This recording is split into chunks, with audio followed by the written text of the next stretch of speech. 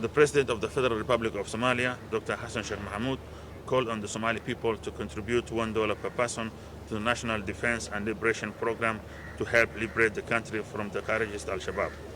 This move is intended to speed up the operations to eliminate the menace of Al-Shabaab and give the people the opportunity to play more roles in the ongoing operation, as most of them have already been part of the ongoing military operations.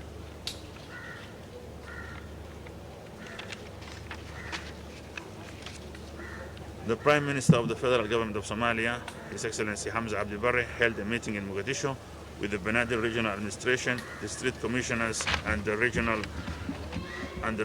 Commissioners and the Regional Security Chief to discuss ways of beefing up the security of the capital. The Prime Minister urged the officials to speed up the security and stabilization of the capital Mogadishu and come up with new plans to prevent the Kharajitis from causing any harm to the public. The officials have promised to redouble their activities and apply cooperation and collaboration to ensure the security of the capital Mogadishu. The National Anti-Money Laundering and Combating Terrorist Financing Committee, NAMLEC, yesterday on February 14, 2023, issued provisions to strengthen the fight against the Al-Shabaab. Among the 10 points issued by the committee, we can mention 2 of them as follows. All telecommunication companies and mobile money service providers are required to register their new customers, and at least a photograph and fingerprints must be kept for each customer to register a new SIM card. And those who have already received SIM cards in the past must be re-registered within a period not exceeding 90 days, in accordance with Article 5 of the Anti-Money Laundering and Terrorist Financing Act.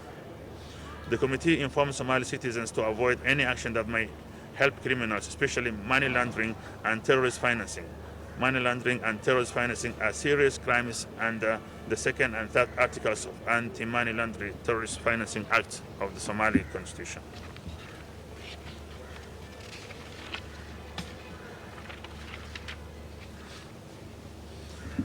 The federal government of Somalia is planning to reopen the military training school in Qorilo, which was one of the places destroyed during the civil war in the country.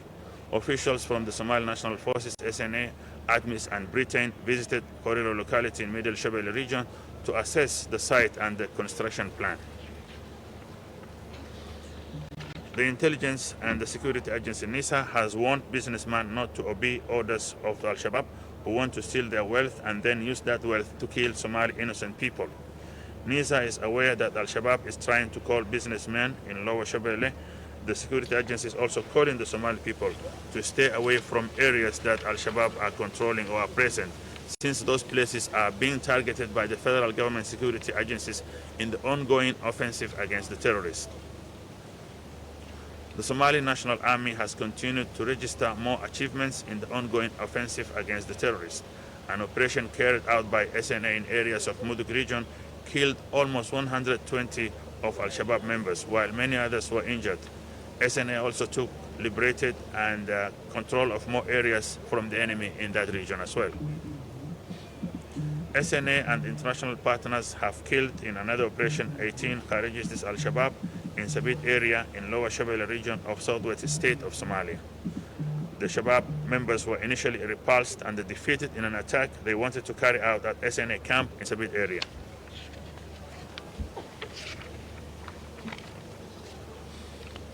In another operation in Mudug region of central Somalia, the Somali National Army captured a senior member of the Kharajist Al-Shabaab by the name Salman Dadir, who was also the head of explosives used to harm the Somali people. The conspirator was caught while carrying explosives and medical drugs.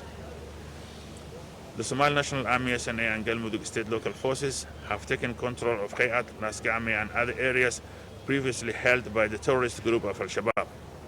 During the operation, the SNA killed about 50 members of the brutal Al-Shabaab group.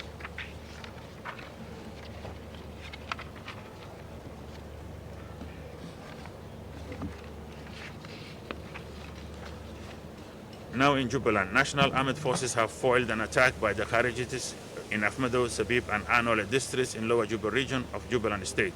About 10 members of the terrorists were killed during the operation.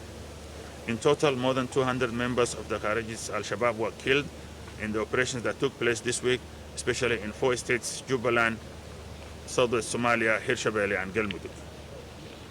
Agendas out from the security now. The President of the Federal Republic of Somalia, Hassan Sheikh Mohamud, has ended his visit on Italy, which was an official trip where he had meetings with the leaders of the country, including the Prime Minister and the President of that republic. The President and his delegation held talks with the leaders of Italy regarding the strengthening relations between the two countries. The President also met with the Somali community in Italy. And the UAE-based airliner Fly Dubai will launch direct daily service to Mogadishu Aden International Airport from 9th of March 2023. The carrier will redouble the frequency of flights from 1st June 2023, making it the first carrier to connect Somalia directly with Dubai and the United Arab Emirates. The flights are expected to boost economical ties and cooperation between the two countries. And finally, the National Communication Authority has welcomed the move by the telecommunication companies in the country to implement the agreement of interconnectivity of the telephone line services they provide. The agreement signed at the end of 2022 was partially implemented by Hormuz, Somtel, Amtel, Somlink, Golis, and Telsom companies. This move is supervised by the National Telecommunications Authority, implementing all the regulations in place. The purpose of this service is to make it easier for the public to access telecommunication services in the country and to promote competition based on service and customer satisfaction.